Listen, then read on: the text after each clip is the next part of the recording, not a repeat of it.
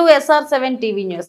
రాష్ట్ర రవాణా శాఖ మంత్రి మండిపల్లి రాంప్రసాద్ రెడ్డి సతీమణి హరితమ్మ చేతుల మీదుగా చీరల పంపిణీ అన్నమయ్య జిల్లా రాయచోటి పట్టణంలోని రాజుల కాలనీలో టీడీపీ నాయకురాలు లక్ష్మీదేవి ఆధ్వర్యంలో సంక్రాంతి పండుగ సందర్భంగా 300 మంది పేద మహిళలకు రాష్ట్ర రవాణా శాఖ మంత్రి మండిపల్లి రాంప్రసాద్ రెడ్డి సతీమణి హరితమ్మ చేతుల మీదుగా చీరలు పంపిణీ చేశారు.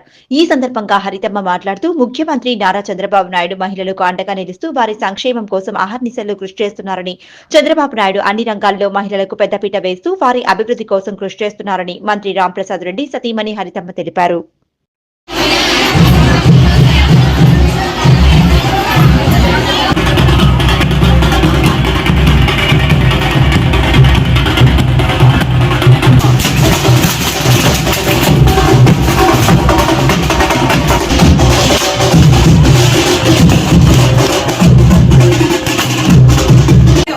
మన రాంప్రసాద్ రెడ్డి గారు వచ్చినాక మనకిచ్చిన హామీలు ఒక్కొక్కటి నెరవేరుస్తున్నారు.